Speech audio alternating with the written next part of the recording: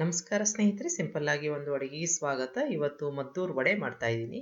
ಮತ್ತೆ ಒಂದು ಟೀ ಅಥವಾ ಕಾಫಿ ಜೊತೆಗೆ ಒಂದು ಚಟ್ನಿ ಇದ್ಬಿಟ್ರಂತೂ ಇನ್ನೂ ಚೆನ್ನಾಗಿರುತ್ತೆ. ತುಂಬಾ ಹೊರಗಡೆಯಿಂದ ಗರಿಗರಿಯಾಗಿ ಒಳಗಡೆಯಿಂದ ಸಾಫ್ಟ್ ಆಗಿ ಮತ್ತೆ ಲೇಯರ್ಸ್ ಕೂಡ ಬರೋ ಹಾಗೆ ಹೇಗೆ ಮಾಡೋದು ಅಂತ ನೋಡೋಣ.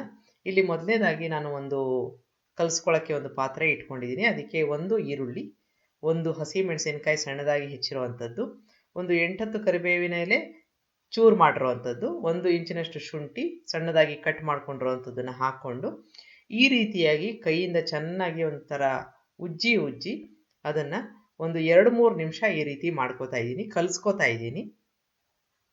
ಈ ಥರ ಮಾಡೋದ್ರಿಂದ ಕೆಲವೊಂದ್ಸಲ ಕಟ್ ಮಾಡಿದಾಗ ಈರುಳ್ಳಿ ಲೇಯರ್ಗಳು ಹಾಗೆ ಉಳ್ಕೊಂಡ್ಬಿಟ್ಟಿರುತ್ತೆ, ಅವೆಲ್ಲ ಬಿಟ್ಕೊಡುತ್ತೆ. ಜೊತೆಗೆ ಕರಿಬೇವು ಮತ್ತು ಶುಂಠಿದು ಘಮ ಈರುಳ್ಳಿಗೂ ಬರುತ್ತೆ ಚೆನ್ನಾಗಿ. ಬರೀ ಈರುಳ್ಳಿ ವಾಸನೆನೇ ಇರಲ್ಲ, ಇಲ್ಲ ಅಂತಂದರೆ ಪಕೋಡದ ಥರ ಆಗ್ಬಿಡುತ್ತೆ. ಹಾಗಾಗಿ ಇದು ಒಂದು ತುಂಬ ಮುಖ್ಯವಾದ ಅಂಶ, ಈ ಥರ ಮಾಡ್ಕೊಳ್ಳೋದು. ಈಗ ಮಾಡ್ಕೊಂಡಿದ್ದಾಗಿದೆ. ಇದಕ್ಕೆ ಸ್ವಲ್ಪ ಕೊತ್ತಂಬರಿ ಸೊಪ್ಪು ಹಾಕ್ಕೊಂಡಿದ್ದೀನಿ, 1 ಟೀ ಸ್ಪೂನಷ್ಟು ಬಿಳಿ ಎಳ್ಳನ್ನ ಹಾಕ್ಕೊಂಡಿದ್ದೀನಿ. ಎಲ್ಲವನ್ನು ಚೆನ್ನಾಗಿ ಮಿಕ್ಸ್ ಮಾಡ್ಕೊಂಡು ಬಿಡೋಣ. ಈಗ ಈ ರೀತಿಯಾಗಿ ಮಾಡಿದಾಗ ಸ್ವಲ್ಪ ಈರುಳ್ಳಿ ಮೆತ್ತಗೆ ಕೂಡ ಆಗತ್ತೆ. ಈಗ ನಾವು ಮಿಕ್ಕ ಪದಾರ್ಥಗಳನ್ನ ಸೇರಿಸ್ಕೊತಾ ಹೋಗೋಣ. ಇದಕ್ಕೆ ನಾನು 3/4 ಕಪ್ನಷ್ಟು ಉಪ್ಪಿಟ್ಟಿನ ರವೆ ಹಾಕೋತಾ ಇದ್ದೀನಿ, ಅಷ್ಟೇ ಪ್ರಮಾಣದ ಮೈದಾ ಹಾಕೋತಾ ಇದ್ದೀನಿ, ಅರ್ಧ ಕಪ್ನಷ್ಟು ಅಕ್ಕಿ ಹಿಟ್ಟನ್ನ ಹಾಕೋತಾ ಇದ್ದೀನಿ. ಯಾವುದಾದ್ರೂ ಒಂದು ಕಪ್ಪು ತಗೊಂಡು ಅದರಲ್ಲಿ ಈ ರೀತಿಯಾಗಿ ಅಳತೆಯನ್ನು ಮಾಡಿಕೊಂಡು ಹಾಕ್ಕೋಬೇಕು. ರುಚಿಗೆ ತಕ್ಕಷ್ಟು ಉಪ್ಪನ್ನು ಹಾಕೋತಾ ಇದ್ದೀನಿ. ಎಲ್ಲವನ್ನು ಚೆನ್ನಾಗಿ ಮಿಕ್ಸ್ ಮಾಡ್ಕೊಂಡು ಬಿಡೋಣ. ಈ ರೀತಿಯಾಗಿ ಮಾಡಿಕೊಂಡಾಗ ಈರುಳ್ಳಿನಲ್ಲಿರೋ ತೇವಾಂಶ ಎಲ್ಲ ಚೆನ್ನಾಗಿ ಈ ಹಿಟ್ಟಿಗೆಲ್ಲ ಬರುತ್ತೆ. ಆಮೇಲೆ ಎಷ್ಟು ಬೇಕೋ ಅಷ್ಟು ನೀರನ್ನು ಮಾತ್ರ ಹಾಕ್ಕೊಂಡು ಕಲಿಸ್ಕೋಬೋದು. ಈಗ ಎಲ್ಲವನ್ನು ಚೆನ್ನಾಗಿ ಮಿಕ್ಸ್ ಮಾಡ್ಕೊಂಡಿದ್ದಾಗಿದೆ. ಒಂದು ಸಣ್ಣ ಪ್ಯಾನಲ್ಲಿ 2 ಟೇಬಲ್ ಸ್ಪೂನಷ್ಟು ಎಣ್ಣೆನ ಚೆನ್ನಾಗಿ ಕಾಯಿಸ್ಕೋಬೇಕು. ಗರಿ ಬರೋಕ್ಕೆ ಇದು ತುಂಬ ಮುಖ್ಯ. ಈಗ ಚೆನ್ನಾಗಿ ಕಾಯಿಸ್ಕೊಂಡು ಈ ಥರ ಹಾಕ್ಕೊಂಡಾಗ ಒಂದು ಸಿಸ್ಲಿಂಗ್ ಸೌಂಡ್ ಬರುತ್ತೆ, ಆ ಥರ ಕಾದಿರಬೇಕು. ಒಂದು ಸ್ಪೂನಿನ ಸಹಾಯದಿಂದ ಮೊದಲು ಮಿಕ್ಸ್ ಮಾಡ್ಕೊಂಡ್ಬಿಟ್ಟು ಆಮೇಲೆ ಕೈಯಲ್ಲಿ ಮಿಕ್ಸ್ ಮಾಡ್ಕೋಬೇಕು ಚೆನ್ನಾಗಿ. ಎಣ್ಣೆ ನಾವು ಹಾಕಿದ್ದೀವಲ್ಲ, ಅದು ಎಲ್ಲ ಒಂದು ಕಣಕ್ಕೂ ಹೋಗಬೇಕು. ಹಾಗಾಗಿ ಕೈಯಿಂದ ಕಲಿಸ್ಕೊಳ್ಳೋದು ತುಂಬ ಮುಖ್ಯ. ಈ ರೀತಿಯಾಗಿ ಮಾಡ್ಕೋಬೇಕು. ಈಗ ಚೆನ್ನಾಗಿ ಕಲಿಸ್ಕೊಂಡಿದ್ದಾದ್ಮೇಲೆ ಅದು ಜಿಡ್ಡಿನ ಅಂಶನೂ ಸೇರಿಕೊಂಡು ಮತ್ತು ತೇವಾಂಶನೂ ಸೇರಿಕೊಂಡು ಎಷ್ಟು ಬೇಕೋ ಅಷ್ಟು ಮಾತ್ರ ನೀರನ್ನು ಹಾಕ್ಕೊಂಡು ಕಲಿಸ್ಕೊಳ್ಳೋ ಅಂಥದ್ದು. ಈಗ ಒಂದು ಅರ್ಧ ಟೀ ಸ್ಪೂನಷ್ಟು ತುಪ್ಪ ಹಾಕ್ಕೋತಾ ಇದ್ದೀನಿ, ಒಂದು 8-10 ಚೂರು ಗೋಡಂಬಿ ಹಾಕ್ಕೋತಾ ಇದ್ದೀನಿ, ಕಡಲೆಕಾಯಿ ಬೀಜ ಬೇಕಾದರೂ ಹಾಕ್ಕೋಬೋದು. ಈ ತುಪ್ಪ ಹಾಕ್ಕೊಳ್ಳೋದ್ರಿಂದ ಒಳಗಡೆ ಒಂಥರ ಲೇಯರ್ ಬರುತ್ತೆ, ಮೇಲ್ಗಡೆ ಗರಿಗರಿಯಾಗಿ ಒಳಗಡೆ ಪದರವಾಗಿ ಬರುತ್ತೆ.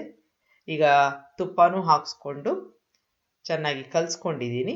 ಈಗ ಸ್ವಲ್ಪ ನೀರು ಹಾಕ್ಕೊಂಡು, ಯಾಕೆಂದರೆ ಈಗಾಗಲೇ ತೇವಾಂಶ ಇದೆ, ಹಾಗಾಗಿ ಸ್ವಲ್ಪ ನೀರು ಹಾಕ್ಕೊಂಡು ಒಂದು ಚಪಾತಿ ಹಿಟ್ಟಿನ ಹದಕ್ಕೆ ಕಲಿಸ್ಕೋಬೇಕು. ತುಂಬ ನೀರಾಗೂ ಅಲ್ಲ, ತುಂಬ ಗಟ್ಟಿಯಾಗೂ ಅಲ್ಲ, ಪುಡಿಯಾಗೂ ಇರಬಾರ್ದು, ಹಾಗಂತ ಕೈಗೆ ಅಂಟ್ಲೂಬಾರ್ದು.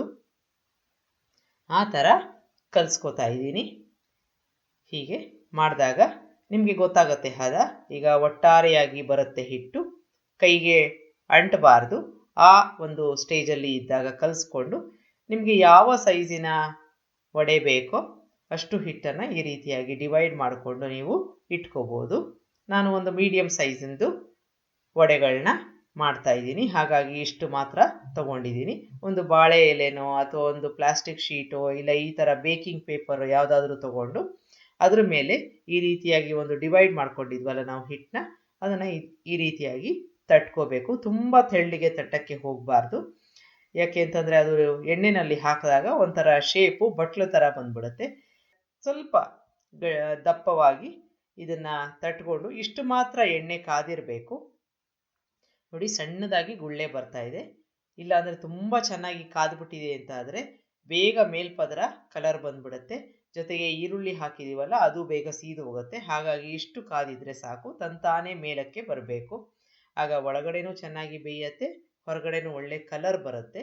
ಈಗ ಮೇಲೆ ಅದು ತೇಲ್ತಾ ಇದೆ, ಅದನ್ನು ತಿರುಗಿಸಿ ಹಾಕಿ ಎಲ್ಲ ಬದಿಯಲ್ಲೂ ಅದನ್ನು ಚೆನ್ನಾಗಿ ಒಳ್ಳೆ ಕಲರ್ ಬರೋ ತನಕ ಕರಿಬೇಕು. ಈಗ ನೋಡಿ, ಕಲರ್ ಬಂದಿದೆ.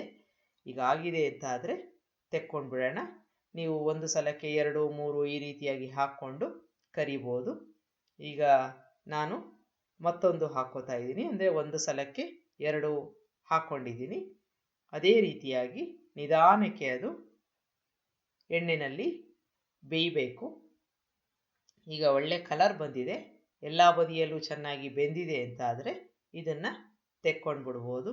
ಆರದ ಮೇಲೂ ಅಷ್ಟೇ ರುಚಿಯಾಗಿರುತ್ತೆ. ಒಂದ್ಸಲ ಮಾಡಿ ನೋಡಿ. ಒಂದು ಕಾಯಿ ಚಟ್ನಿ ಮಾಡಿಕೊಂಡ್ರೆ ತುಂಬ ಚೆನ್ನಾಗಿರುತ್ತೆ. ಒಂದ್ಸಲ ಮಾಡಿ ನಿಮ್ಮ ಅಭಿಪ್ರಾಯ ತಿಳಿಸಿ. ನಿಮಗೆ ಈ ರೆಸಿಪಿ ಇಷ್ಟ ಆದಲ್ಲಿ ಲೈಕ್ ಮಾಡಿ, ಶೇರ್ ಮಾಡಿ, ಕಮೆಂಟ್ ಮಾಡಿ. ನನ್ನ ಚಾನಲ್ಗೆ ಸಬ್ಸ್ಕ್ರೈಬ್ ಮಾಡಿ. ನಮಸ್ಕಾರ.